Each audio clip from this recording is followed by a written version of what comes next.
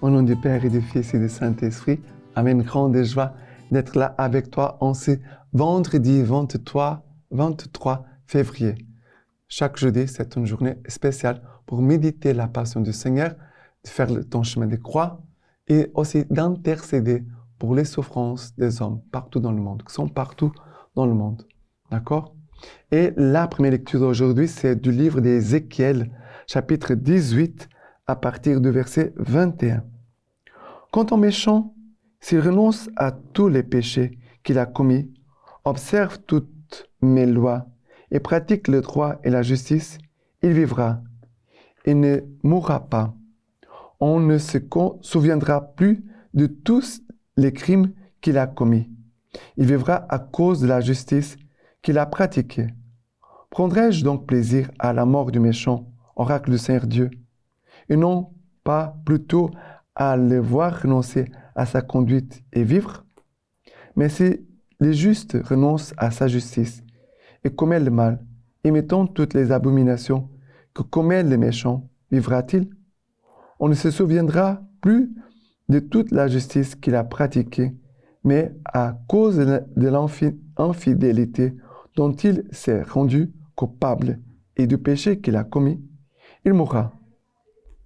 Et vous dites, la manière d'agir du Seigneur n'est pas juste. Écoutez donc, maison d'Israël, est-ce ma manière d'agir qui n'est pas juste? N'est-ce pas votre manière d'agir qui n'est pas juste? Si le juste se détourne de sa justice pour commettre le mal et meurt, c'est à cause du mal qu'il a commis qu'il meurt. Et si le pécheur se détourne du péché qu'il a commis pour pratiquer le droit et la justice, il assure sa vie.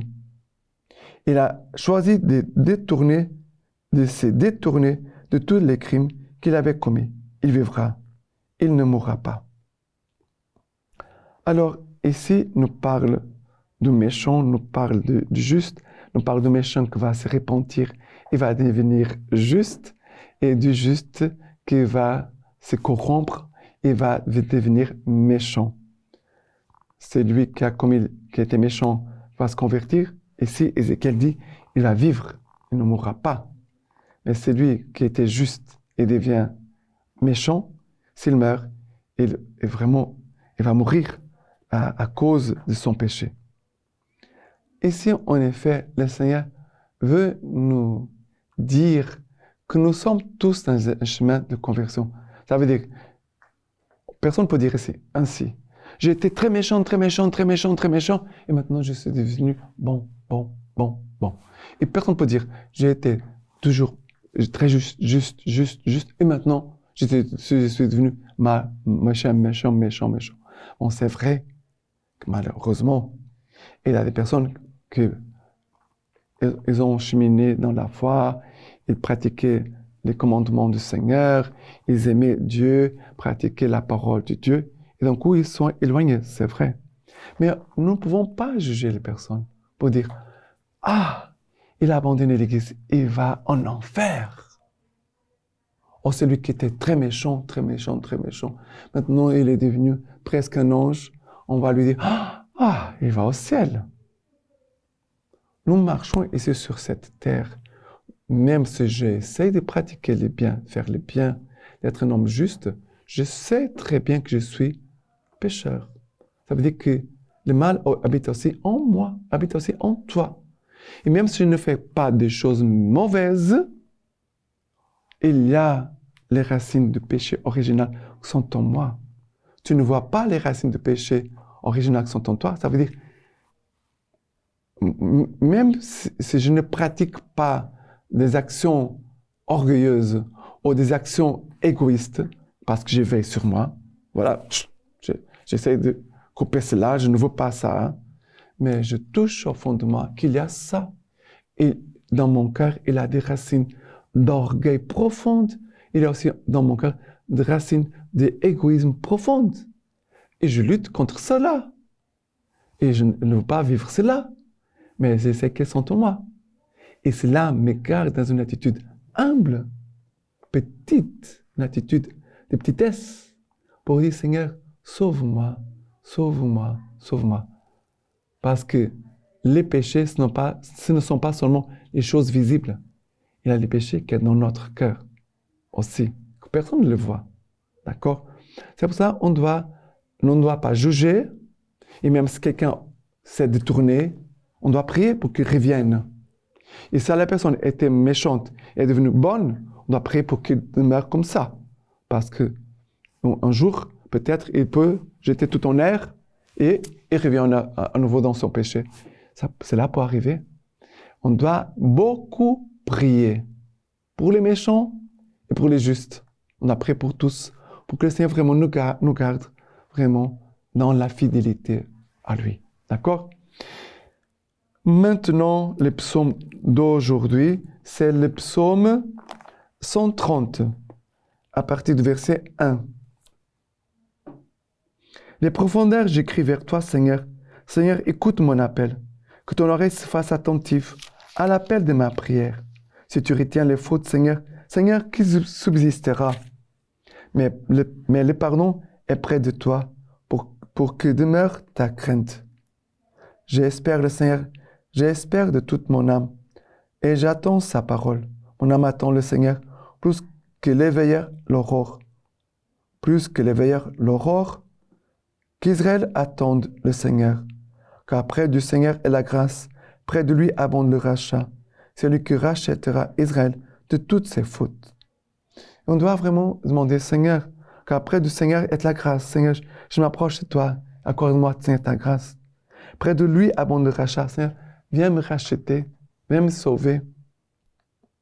C'est lui qui rachètera Israël de toutes ses fautes. Ça veut dire connaître le fond de son âme, connaître ses fautes, de connaître ses inclinations, de connaître profondément l'être pécheur que tu es et que moi, que je suis. Vraiment, c'est du fond de ton âme que doit monter le cri de ta prière. Ici, il dit que ton oreille se fasse attentive à l'appel de ma prière. La prière plus profonde, c'est la prière qui vient là où tu es faible. Là où tu vois vraiment que tu es pécheur. Que sans la grâce de Dieu, tu pourrais faire les pires des choses sur cette terre. On doit avoir cette conscience. Si ce n'est pas la grâce du Seigneur, qu'est-ce qu'on allait faire de notre vie? Ce n'est pas la grâce du Seigneur, ce n'est pas sa parole, ce n'est pas l'Eucharistie, qu'est-ce que ce serait de nous? Qu'est-ce qu'on allait devenir?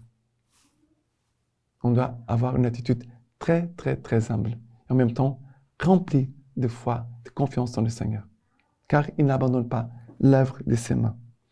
Et maintenant, l'évangile d'aujourd'hui, c'est Matthieu chapitre 5, à partir du verset 20.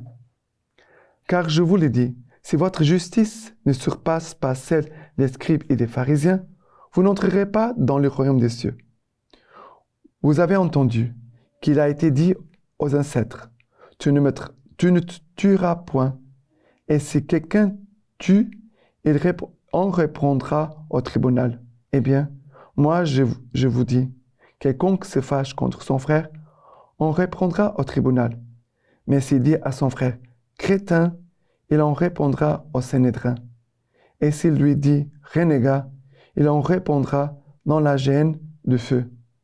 Quand donc tu présentes ton offrande à l'autel, si là tu te souviens que ton frère a quelque chose contre toi, laisse là ton offrande devant l'autel et va d'abord te réconcilier avec ton frère. Puis reviens et alors présente ton offrande. Hâte-toi de t'accorder avec ton adversaire, tant que tu es encore avec lui sur le chemin, de peur que l'adversaire ne te livre au juge, et le juge au garde, et qu'on ne te jette en prison. En vérité, je te le dis, tu ne sortiras pas de là, que tu n'ailles rendu jusqu'au dernier sou. Alors ici, le Seigneur dit, vous avez entendu qu'il a été dit aux ancêtres, tu ne tueras point, et si quelqu'un tue, il en répondra au tribunal. Ça veut dire, ici, nous parle du péché de tuer quelqu'un. C'est la mort de quelqu'un, produire la mort dans la vie de quelqu'un. Et après, Jésus va parler du commandement de tuer quelqu'un en disant, mais regarde, quelqu'un qui se fâche contre son frère, s'il dit à son frère crétin, ça veut dire qu'il est en train d'offenser son frère, ou qu'il dit encore renégat. Ça veut dire que Jésus va parler de la gravité des paroles. Ici, ce n'est pas seulement tuer le corps de la personne, mais aussi de tuer la personne dans sa dignité. Quand quelqu'un dit à son frère, il dit ici, il dit, moi je vous dis, c'est qu'on se fâcher, appeler l'autre crétin et renégat. Ce sont des choses qu'on peut être surpris, mais on doit veiller à nos réactions vives, de se fâcher contre l'autre. Parce que Jésus, il avait une sainte colère, mais nous avons du mal à avoir une sainte colère. Quelque chose vraiment qui soit juste aux yeux de Dieu. Quand on se fâche, on peut aller avec beaucoup de force très vite sur l'autre pas. On peut écraser l'autre, on peut le blesser, on peut le détruire. Et c'est dur quand cela nous arrive. Il y a aussi de blesser la dignité de l'autre quand on l'appelle crétin ou renégat. Et on doit faire attention. Comment tu réagis envers les autres quand il y a des difficultés? Et aussi, quelles sont les paroles qui sortent de ta bouche? On doit veiller sur cela. Nos réactions intérieures, nos réactions extérieures, et aussi les paroles que nous disons. D'accord? C'est pour cela que Jésus a dit, tâche-toi de te réconcilier avec ton frère pendant que tu es en chemin avec lui. Pendant que tu marches avec ton frère, tâche de te réconcilier avec lui. La réconciliation, c'est aujourd'hui. Ce n'est pas possible après la mort. Si j'ai besoin de me réconcilier avec quelqu'un, c'est aujourd'hui. Nous sommes là, sur cette terre. Après la mort, c'est impossible. D'accord? Parce que, bien sûr, qu'on doit avoir toujours confiance dans le pardon. Mais, si tu as besoin de te réconcilier avec quelqu'un aujourd'hui, vas-y, vite, prie et pars rencontrer la personne. D'accord? Et la lecture patristique d'aujourd'hui de Heilred des rivaux. Rien ne nous encourage tant à l'amour des ennemis, en lequel consiste la perfection de l'amour fraternel, que de considérer avec gratitude l'admirable patience du plus beau des enfants des hommes. Il a tendu son beau visage aux impies pour qu'ils le couvrent de crachats. Il les a laissés mettre au bandeau sur ses yeux qui d'un signe gouverne l'univers. Il a exposé son dos au fouet. Il a soumis aux pointes des épines sa tête, devant laquelle doivent trembler princes et puissances. Il s'est livré lui-même aux affronts et aux injures.